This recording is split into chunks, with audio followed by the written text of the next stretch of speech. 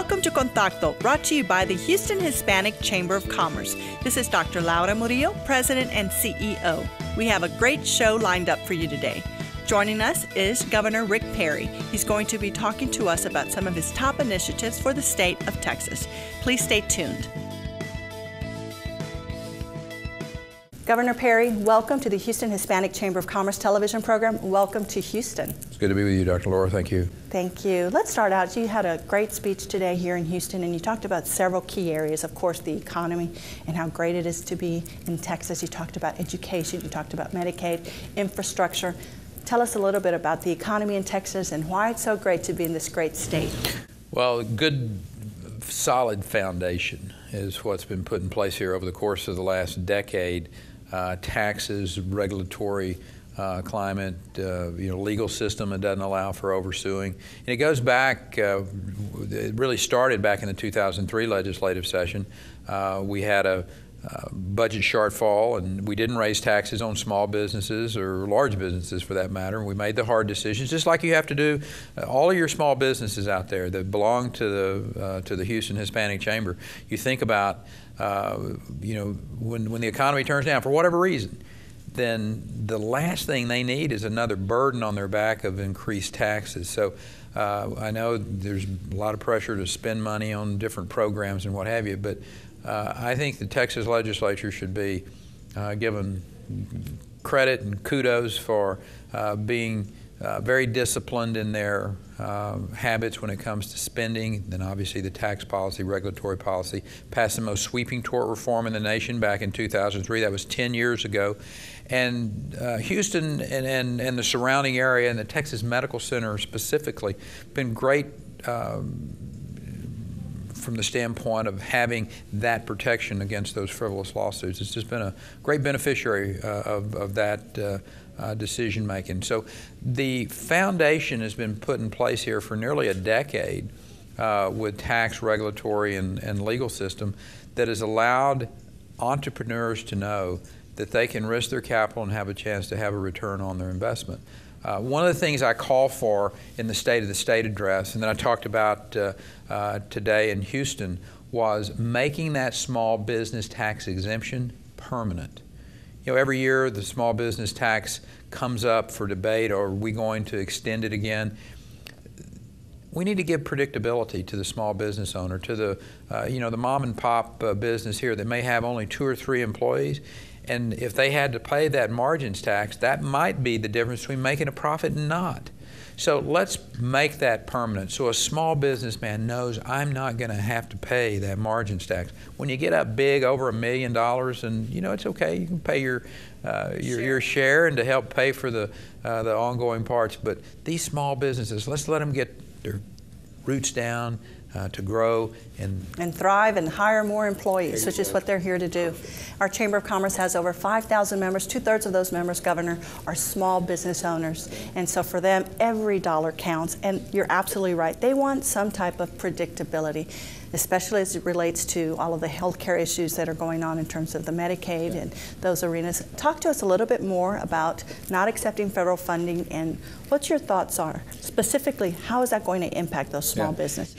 Here's what we have to keep in mind is that the Medicaid program, and we've tried to get waivers from this Medicaid program for many years. This isn't just the current administration, previous administrations as well, so that states could have the ability to put programs into place. We could be flexible. We could be more affordable from the standpoint of we know that we could run the Medicaid program for less money and to get more people covered if we were given a block grant. But that's not, woulda, coulda, shoulda, as they say, and that's not, that this administration is not going to do that. They want the Affordable Care Act that's going to truly drive up the cost of health care. And one of the things that they're trying to do is to force more people into the Medicaid program, which would drive up your small business taxes by a substantial amount. So we've said no to a program that already has taken up 25% of the Texas budget. Just that Medicaid program uses up a quarter, 25 cents of every dollar that the state of Texas has to spend. We know that that is a broken system. We know that that is an unsustainable system. So we've basically said, no, we're not going to force more people into a program and then force that higher taxes onto. Because when you think about, there's only two ways that this gets paid for. Either print more money in Washington, D.C., which devalues the money in your pocket, or they take a loan out that the Chinese buy. And I don't think either one of those are particularly good long-term solutions. What we need to be working on in this country is living within our means, not spending money that we don't have. And that's I think the real challenge for us as a country. In Texas, we have a constitutional amendment that requires us to have a balanced budget. We can't deficit spend, and we shouldn't. So sometimes we are in times of plenty, as we are right now, with a healthy, great economy, growing and doing what have you. But there will be a time, like 2 years ago, when, because of the national recession, that our resources go down. But the worst thing that we can do is to say to the businessmen and women who belong to your chamber, you know what, we just can't make those tough decisions, and we're going to keep that spending up, and we're going to have to raise your taxes. That is the type of environment that really scares a small business person, that not to have the predictability and the taxes are going to be low, regulatory climate's going to be low. And knowing what's in the future. And speaking of the future, I know one of the things that you talked upon today was the area of transportation and utilizing as a one-time opportunity to tap into that rainy day fund.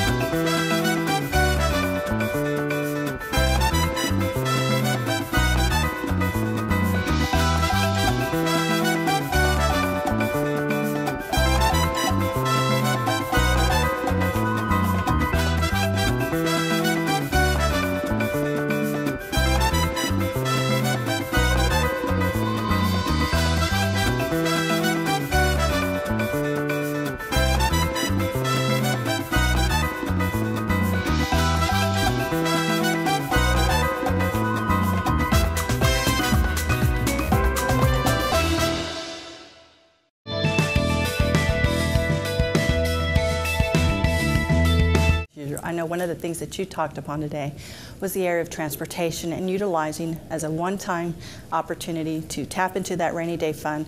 I know that we get so many businesses that are coming in from California and New York, and they want to make sure they can ship their goods in and out of Houston, in and out of Texas. So talk to us about that.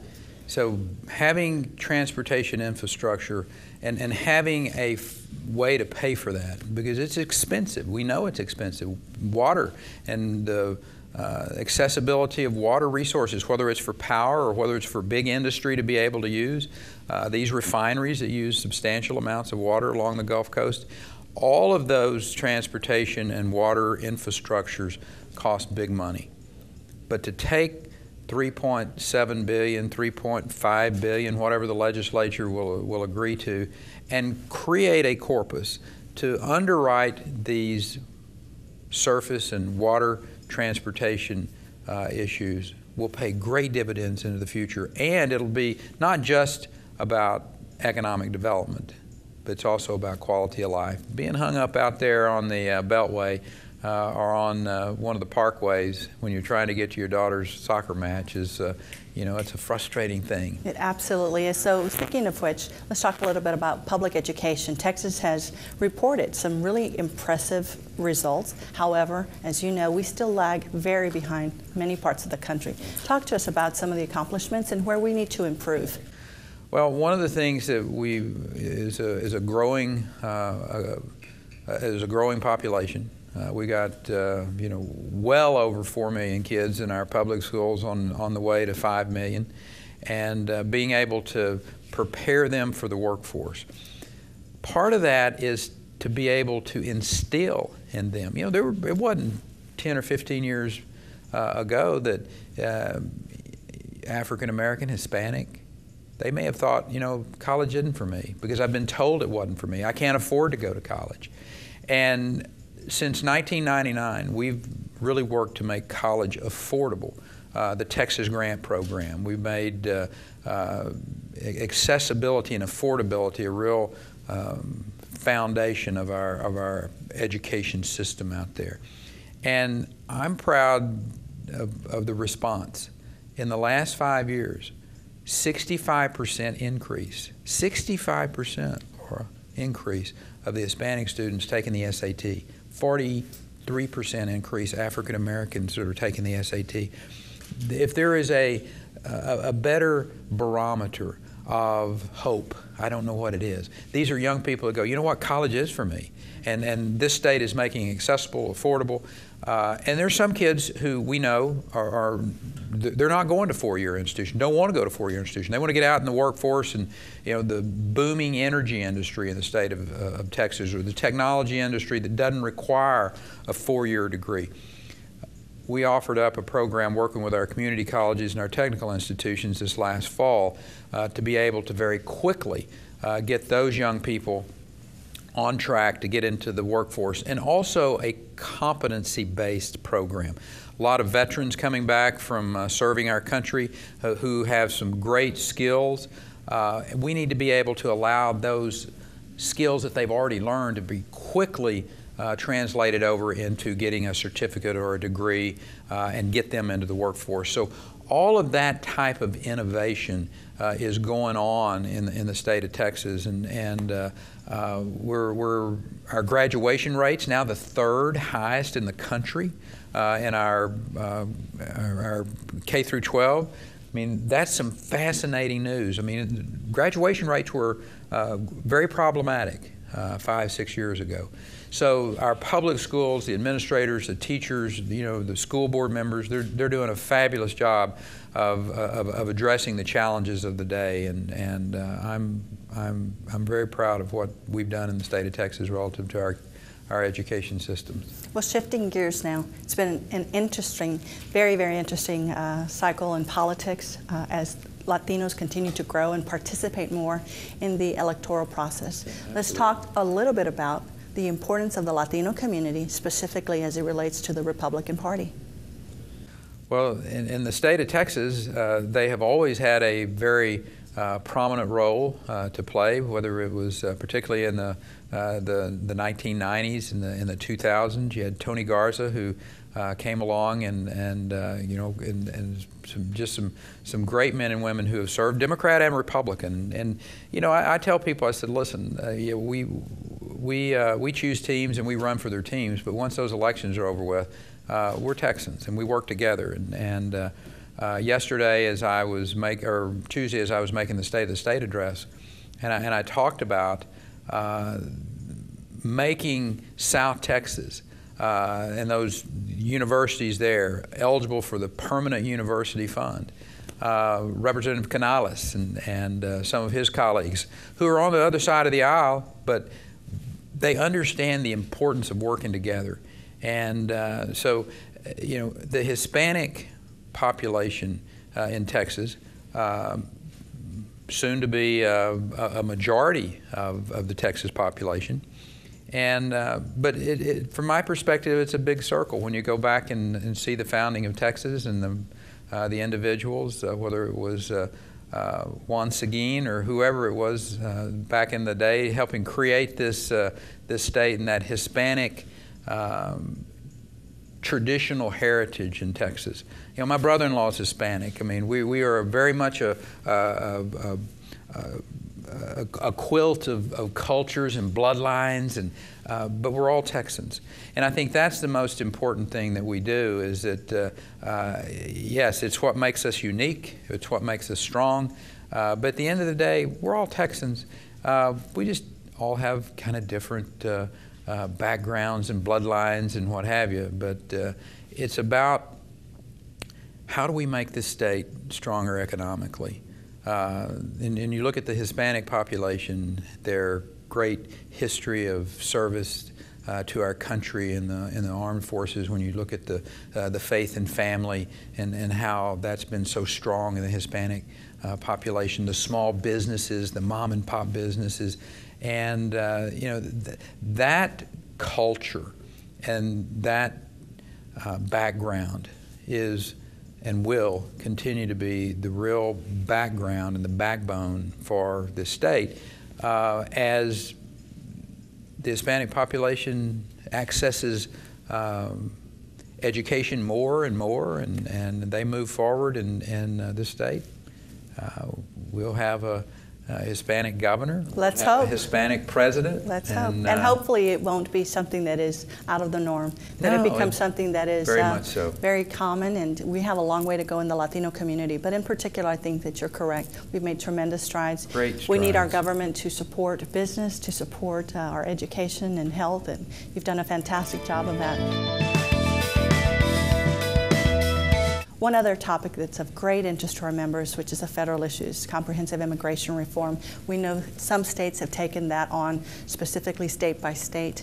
I know a few years ago, you were one of the ones that, was very supportive of looking into sanctuary cities and what that meant for the economy, et cetera.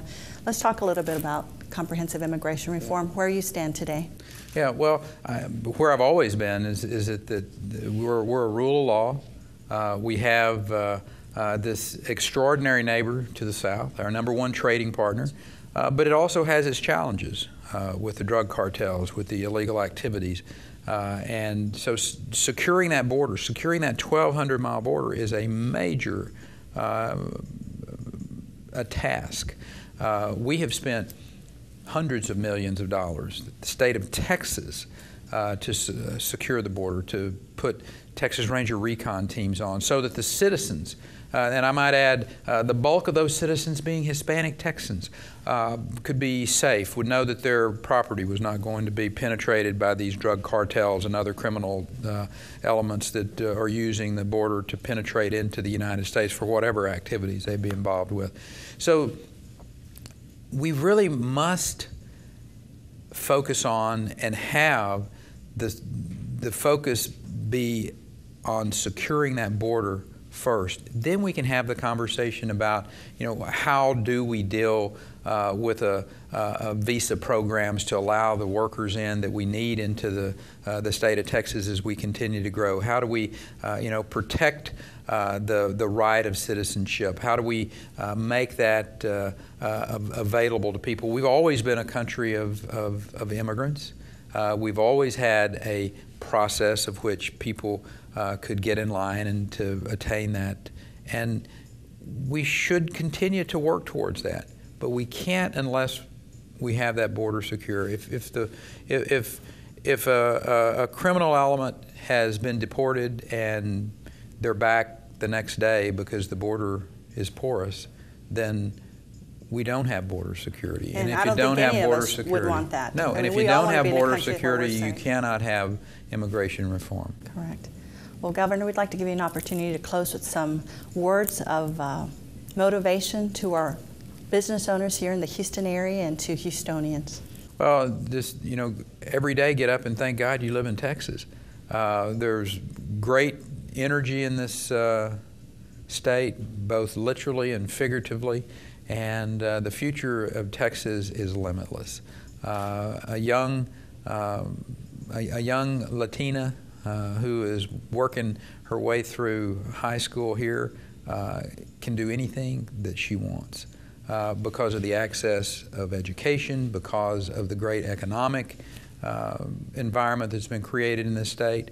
And I'm proud that all of us as Texans, have been working together over the course of the last decade to create the best place in the world to live, to raise a family, and to have a business. Very good. Governor, thank you for your You're time. welcome, We Laura. appreciate you very much. Thank you. Thank you for your leadership and for your God service. bless you.